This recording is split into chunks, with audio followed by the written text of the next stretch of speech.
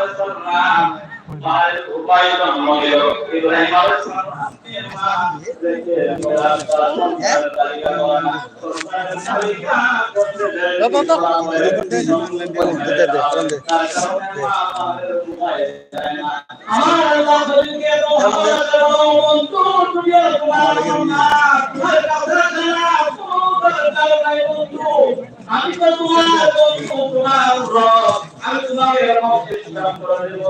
তুমি ইব্রাহিম দুনিয়া মারবে সবাই বন্ধু না পালে চলবে বলে আমি আল্লাহ কোরআনে বলবি না আচ্ছা আছে ইতকা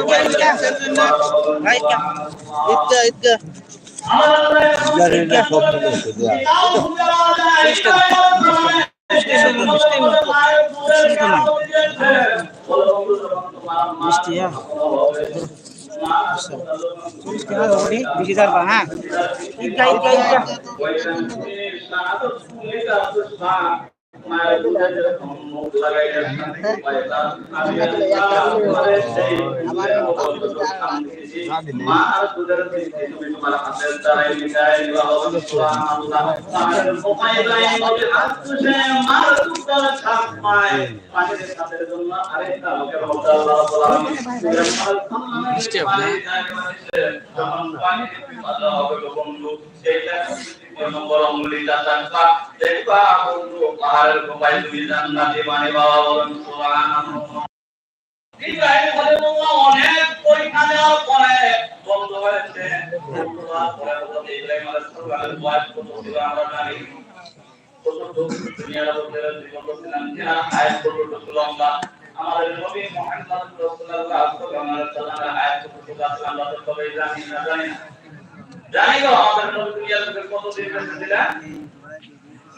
63 বছর হযরত ইব্রাহিম খলিলুল্লাহ 100 বছর বেঁচেছিল যখন বৃদ্ধ বয়সে আল্লাহর পরীক্ষায় মোহাম্মদ আল্লাহ ফেলাই দিল হযরত ইব্রাহিম আলাইহিস সালাম সেই পরীক্ষা করে গেল ইব্রাহিম সকল পরীক্ষা দেওয়ার পর বৃদ্ধ বয়সের টাইমে 70-80 বছরের টাইমে আল্লাহর কাছে দোয়া করে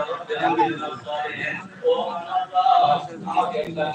পানি দান দাও এবং আমাদের অন্তরে যদি কোন মানুষের ঘরে 4-5টা করে সংসার হয় যদি বাবার ঘরে নতুন আসে হয় 70-80 বছরের কাল যদি তাদের ঘরে একটা সন্তান জন্ম নেয় ওই তো বাবা আপনার মেয়েদের উপরে বেশি থাকবে কি ওই সন্তানের উপরে